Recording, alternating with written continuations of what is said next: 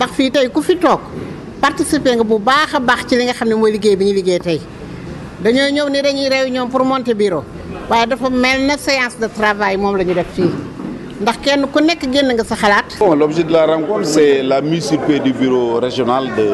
la convergence libérale et patriotique de Thiès, qu'on appelle la convention régionale. Voilà, c'était l'objet de la rencontre. Donc les 3 départements réunis ont mis sur pied ce bureau-là de la CLP de Thiès. Oui, naturellement, l'objectif, je crois, de tout parti, c'est de conquérir le pouvoir. Donc nous allons vers des élections législatives et la CLP a décidé de participer seule aux élections législatives. Seule, mais d'aller également avec des corps tels que les ouvriers, les marchands ambulants, les ferrailleurs, les paysans, les sculpteurs, ainsi de suite, parce que nous estimons que notre combat aujourd'hui doit être de tout faire pour qu'on ait une assemblée populaire. Une assemblée populaire, c'est une assemblée très représentative des différentes couches de la population. C'est pourquoi nous avons parlé de parité. Mais la parité dont nous parlons, ce n'est pas la parité homme-femme, homme-femme. Cette parité, c'est d'avoir sur une liste autant de ce qu'on appelle des intellectuels ou cadres politiques que des Sénégalais des autres couches. Autrement dit, si nous avons un politique, nous devons avoir immédiatement après un ouvrier, un marchand ambulant, un ferrailleur, un chômeur, un étudiant. Cela veut dire que sur les 10 premiers de notre liste ou sur les 20 premiers de notre liste, vous aurez autant de cadres et d'intellectuels que d'ouvriers et de paysans. C'est ça que nous appelons la liste, une liste populaire. Mais il faut dire également que par rapport aux partis aux élections législatives, nous avons quand même des propositions concrètes. D'abord, nous estimons que 150 députés pour le Sénégal, c'est trop. Nous voulons que le nombre de députés soit réduit. 90 députés seraient élus, non pas sur une liste nationale, mais sur des listes départementales. Disons, c'est un scrutin uninominal à 2 tours que nous proposons. Ça veut dire, si on a 90 députés à élire, il faut découper le pays en 90 circonscriptions électorales. Et dans chacune d'entre elles, il y aura naturellement une élection. Qui veut être candidat sera candidat et les Sénégalais vont élire. Ça va régler beaucoup de problèmes. Ça va éviter d'avoir un député qui va dire je suis député du président parce que le président m'a fait. Ça va éviter d'avoir un député qui va rompre avec sa base. Parce que si le député sait qu'il est élu par les populations de Thiès, de la ville de Thiès, ou de Thiès Nord, ou de Thiès Ouest, ou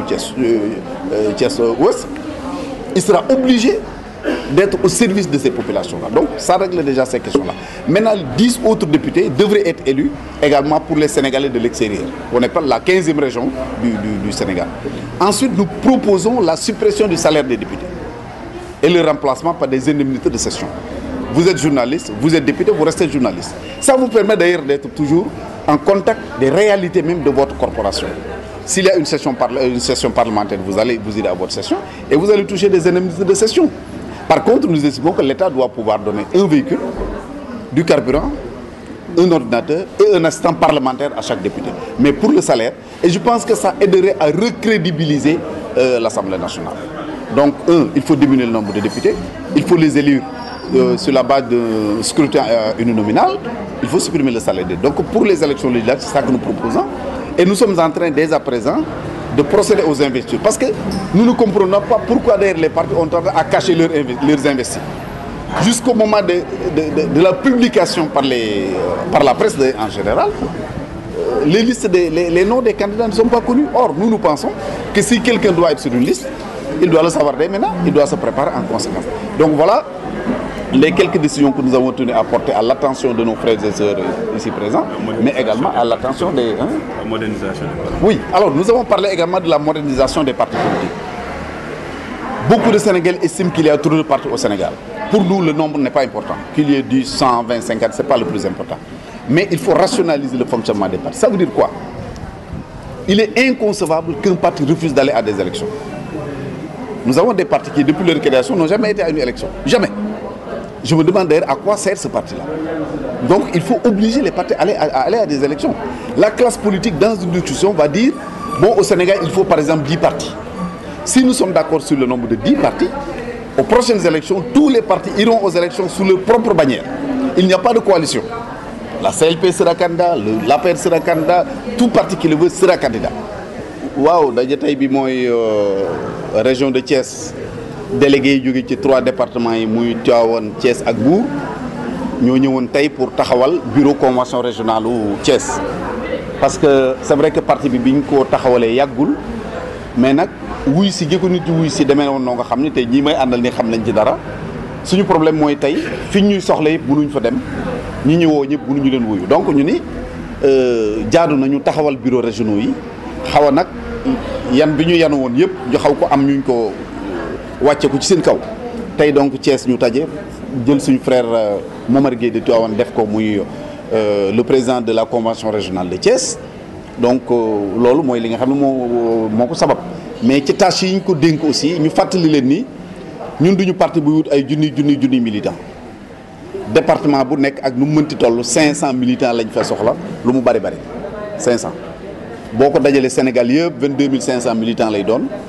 xëy na sax bari na ñoo xam danañu jaaxle mosuñu gis loolu mais ñun xam nañu li tax ñu di ko wut xam nañ également fi ñu jëm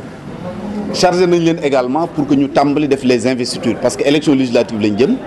te ñun dañu décider CLP parce que mënuñu d'accord ci parti boo nga xam du dem élection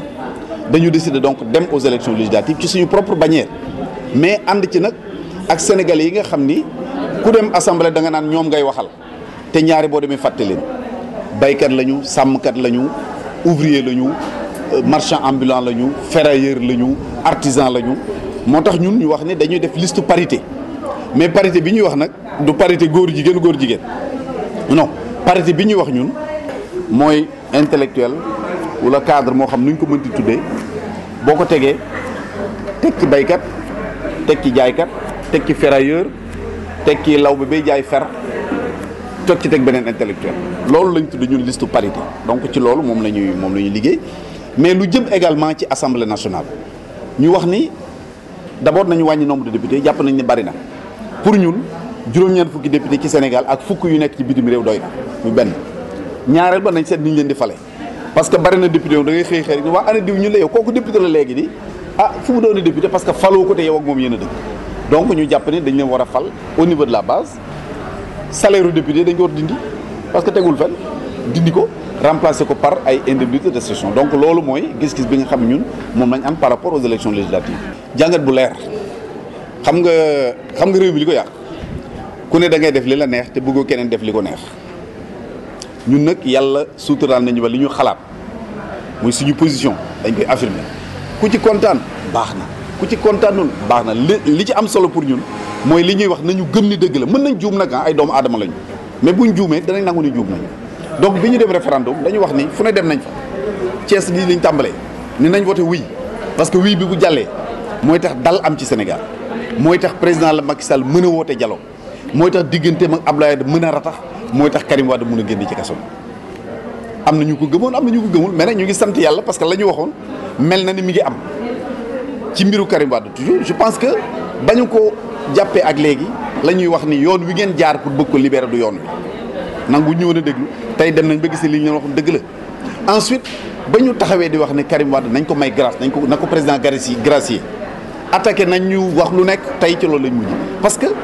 koo nga xam ne arrêté nañ la jugé nañ la condamné la cour suprême confirmé ko xam nga kuy taxaw di wax naan buñ ko gracier ku bëggul mu génn bari na ci nag ñoo nga xam ni coow la ñu coow nii rek mais bëgguñu Karim génn parce que seen agenda wu bopp lañ yore am na koo nga xam ne jàpp na ne bu Karim génnee du ma mën a jiite parti bi te bëgg naa jiite parti am na koo nga xam jàpp na ne bu Karim génnee du nekk candidat te xëy na xalaatoon na ne bu Karim génnul buñ demee ba ci cëppaandaw ga ñu ni bon comme diw moo fi sës nañ ko jël def ko candidat am na koo nga xam ni xëy na am na Karim ay problème am na bàyyu Karim ay problème yàq nañ alalu baayam jaay nañu ay terrain jaay nañu ay këram dara desatu fa yaakaar nañ ni aussi bu Karim génnee réglé loolu donc catégorie yu yëpp koo ci jël bëggul woon mu génn xam nga bëy wi gën a bon bukki bi sol sàngoo deru bëy bu ñëwee ànd ak yow ci biir gétt gi te bu guddee mu sumi deru bëy bi